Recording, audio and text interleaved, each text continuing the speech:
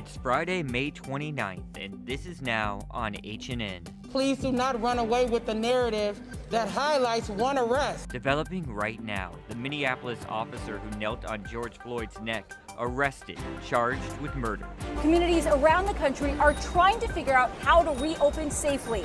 I'm Nancy Chin, with the states now seeing an increase in coronavirus cases. What I like to call stay-at-home light. Here at home, Hawaii has not been spared from national fraud attacks on state unemployment systems. New details just ahead. As much as we're trying to get payments out as quickly as possible, there are certain things that we just couldn't do because it would have compromised the trust. SpaceX and NASA are ready to launch again. I'm Skyler Henry at the Kennedy Space Center with the preps for this historic mission. I think this is certain, though. Coming up on This Is Now.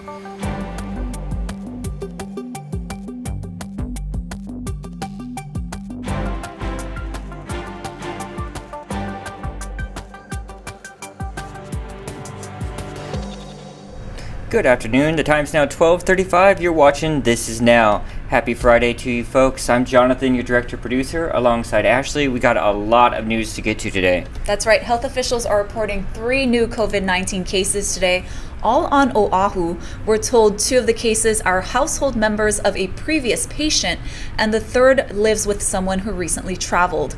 Officials also say because of updated testing information, 1 case has been removed from the statewide count, which now stands at 649. Hawaii's death toll remains at 17, and so far more than 90% of patients have been released from isolation. And this just in, Maui police is requesting the community's assistance in locating 36-year-old Joaquin Palaio from California. Palaio has violated the mandatory 14-day travel quarantine and is subject to arrest. Palaio indicated he would be staying at a Kihei residence, however, he has not been located. He's described at 5'9", 240 pounds with brown hair and brown eyes.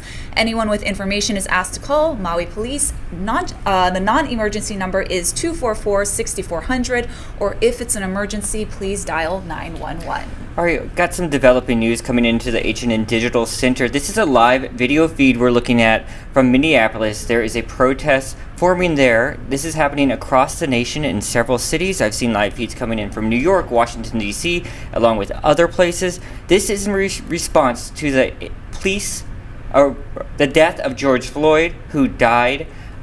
We've seen the video. It's an officer has his knee on George's neck. There has been an arrest in this case. That's happened today at New Development. Nicole Killian is in New York and filed this report.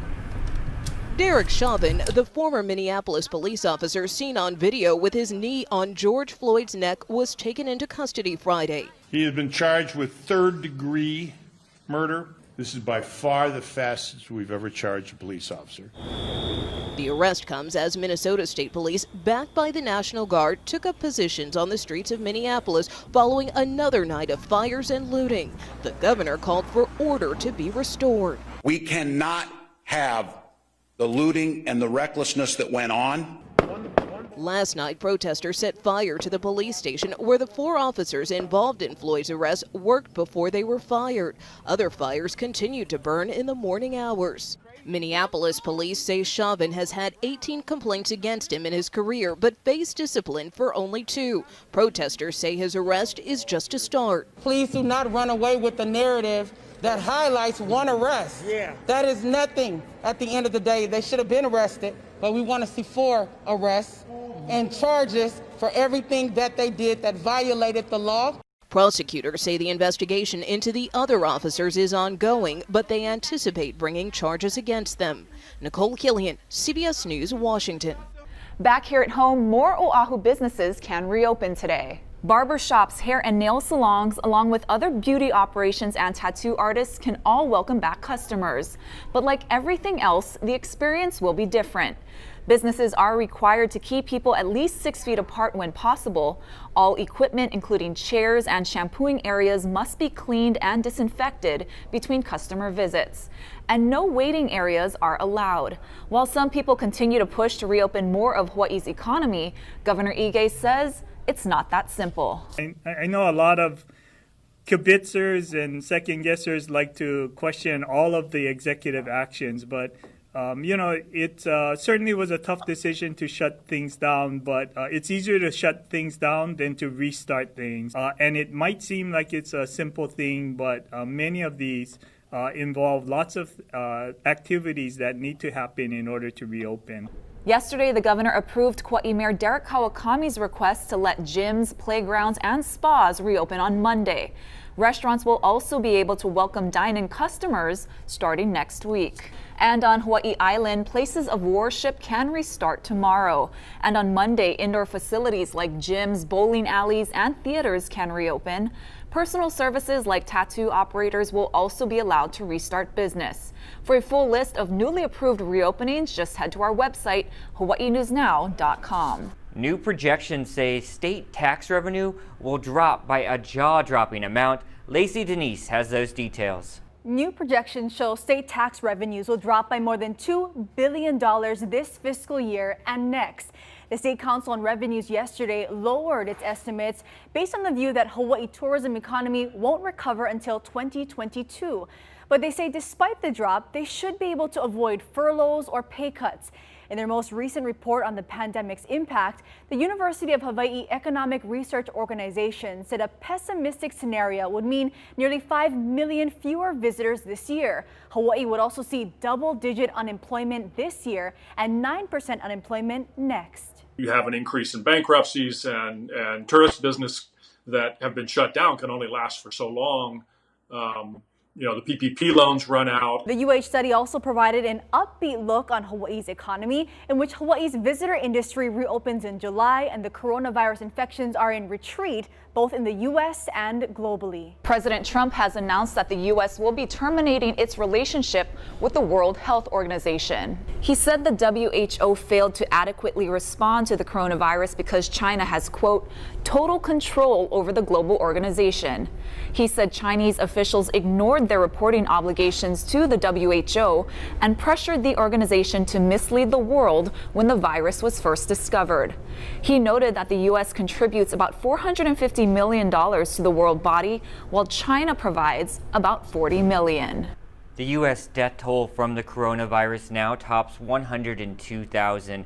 This as the governors of all 50 states try to reopen in some way. Nancy Chin has more from New York.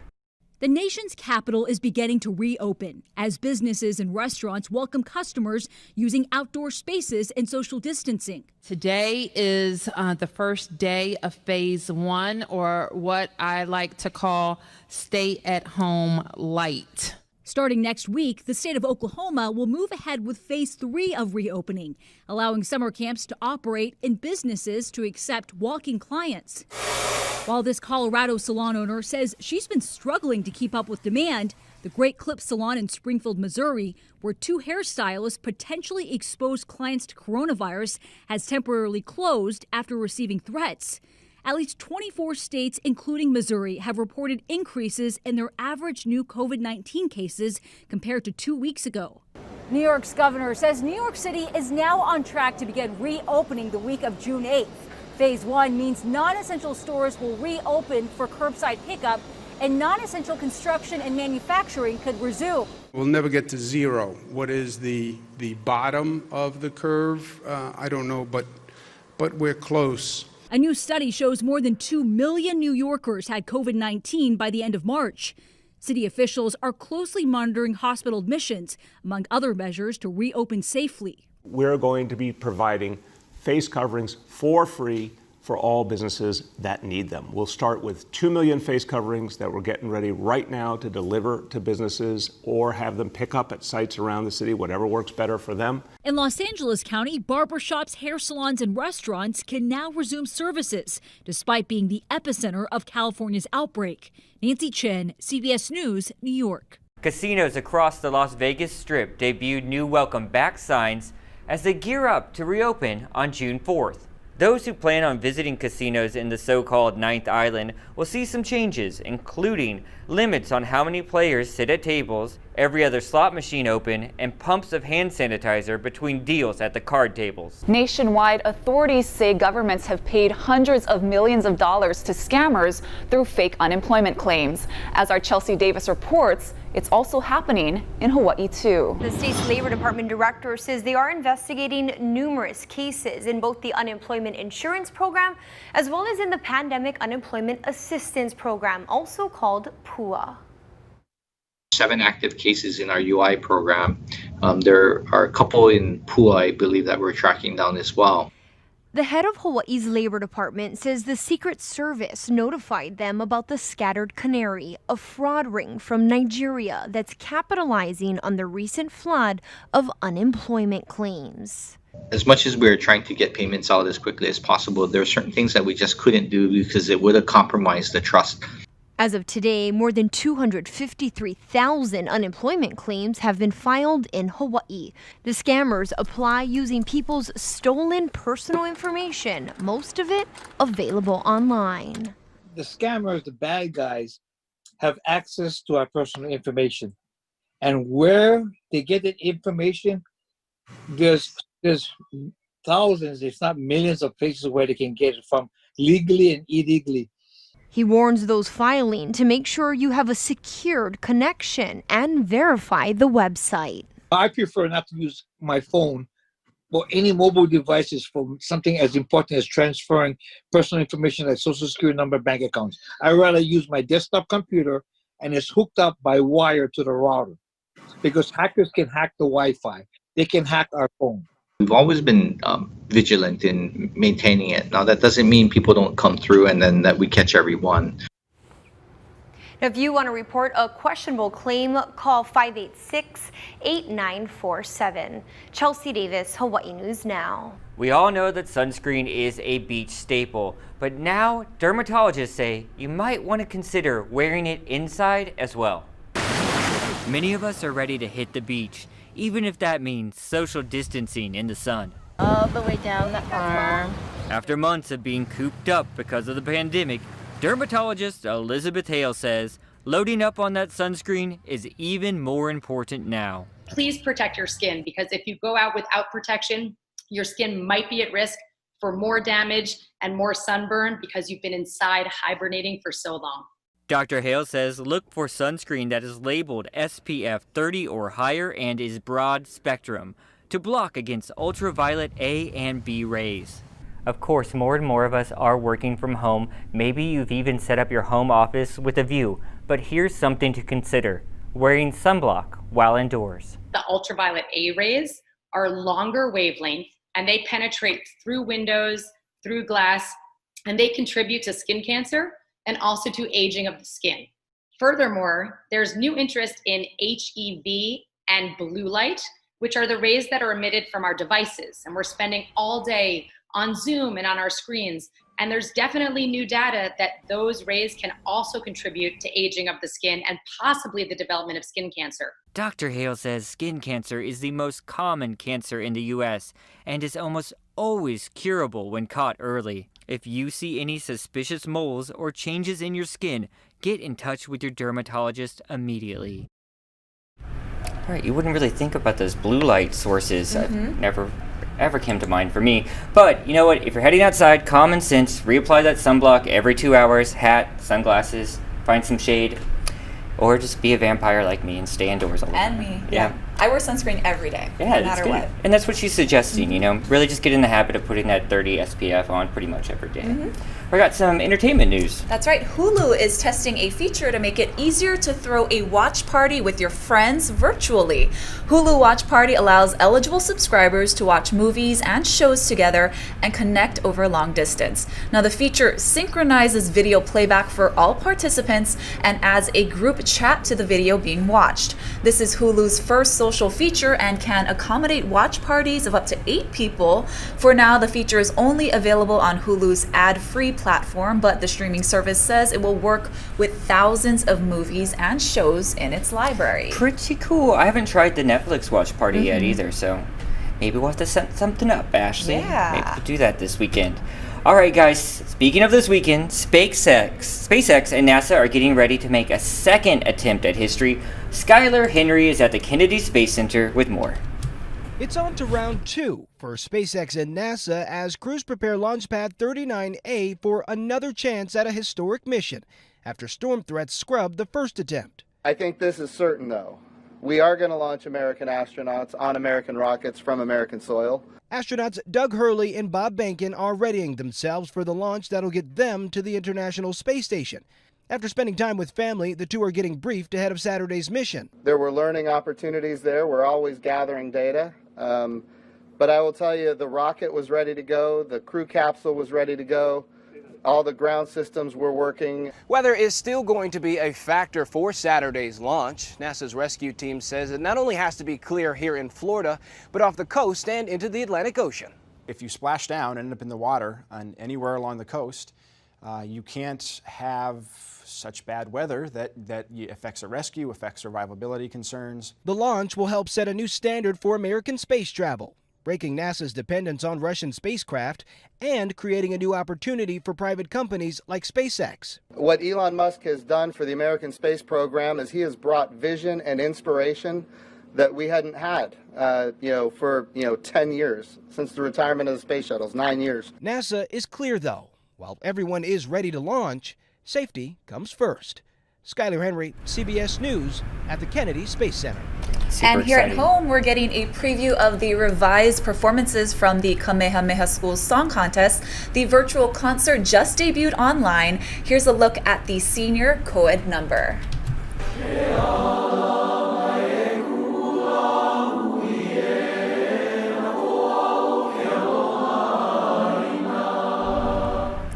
That was the class of 2020 singing an original song on Iwi Kupuna, or the bones of their ancestors.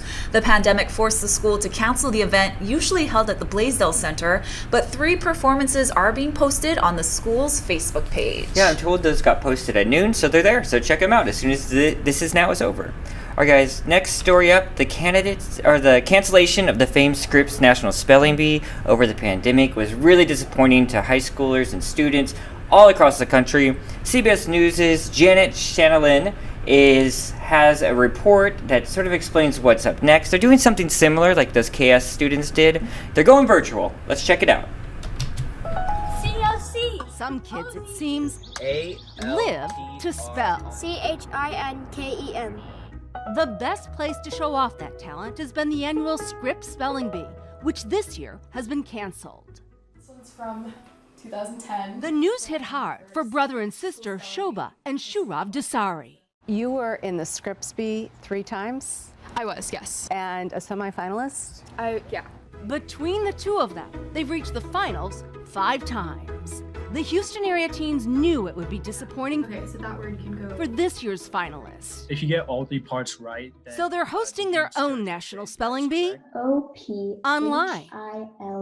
Gramophone. That is correct. Our main motivation for doing it is just to give these 8th graders the chance that they wouldn't have had to compete at Scripps, or just some sort of alternate path.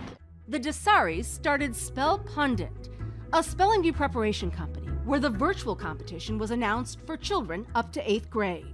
Especially for 8th graders, this would have been the last chance to compete in the National Spelling Bee, so it's just kind of so that their work doesn't go to a complete waste. It may not be the pomp and circumstance of the National Bee, but 280 students signed up, and the competition is as fierce as ever. May I have the definition again? The $2,500 first prize is a drop in the bucket compared to the $50,000 Scripps offers its winner. ADUST. Kirthana Krishnan, who went to Scripps last year and qualified again this year, says it's not about the cash. We have a champion of the 2020. What do you like about spelling? It's like a puzzle. You think outside of the box to find the parts of the word and put them together. What are your feelings going into this virtual spelling bee? I feel it'll be a new experience, and I feel like it'll go well. Shoba and Shurav put in safeguards to keep competitors from receiving help, but say they're probably not needed. Are you expecting that the honor system will prevail here? Most of these spellers they understand the B. They're very competitive about it. I don't think any of them, if they won, I don't think they'd want it to be because they cheated. All right, your word is Karashti. And last night, the finals. Okay, K-H-A-R-O-S-H-T-H-I, Karashti. That is correct. The winner was 14-year-old Navneet Murali from Edison, New Jersey. You're the champion of the 2020 Spell Pundit on my National Spelling Bee. It may not be Scripps, but it's still victory, spelled with a capital V. Janet Shamlian, CBS News, Spring, Texas. Still nerve-wracking. Seriously. They're so cute. What's this thing about, though? What are they? You gotta get in a rhythm, I guess. Yeah. You know? I'll tell you what I can spell. TGIF, folks. It is Friday. The weekend is upon us. I did want to tell you about one thing. Tomorrow night, right here on H&N's digital platforms, we have this thing called Virtually Live. We've teamed up with Blue Note to feature local musicians. And it starts off with Henry Capono. I'm going to play a little out of him as we leave you today. That show is at 6 o'clock, H&N digital platforms. Check it out, folks. And if it's magic that we're weaving, let's not be afraid. Sing our song of love that we've already made. It's been a good time together. You're looking for the warmth of the sun. It's gonna be a long time together, and the best yet to come.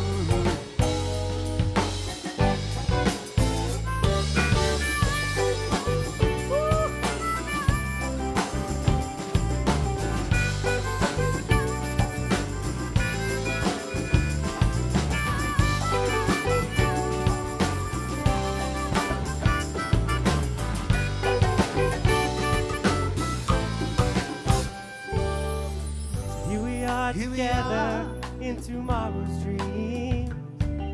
Strike up the band and play that old familiar theme. Play that old familiar theme.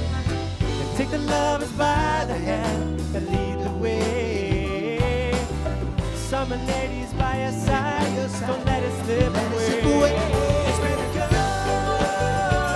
time together. Looking for the warmth of the sun. It's gonna be a long time together. The best is yet to come. All right, everybody, come on, join us. It's been a good time together. It's been a good time together. Come on, you can sing it louder. It's been a good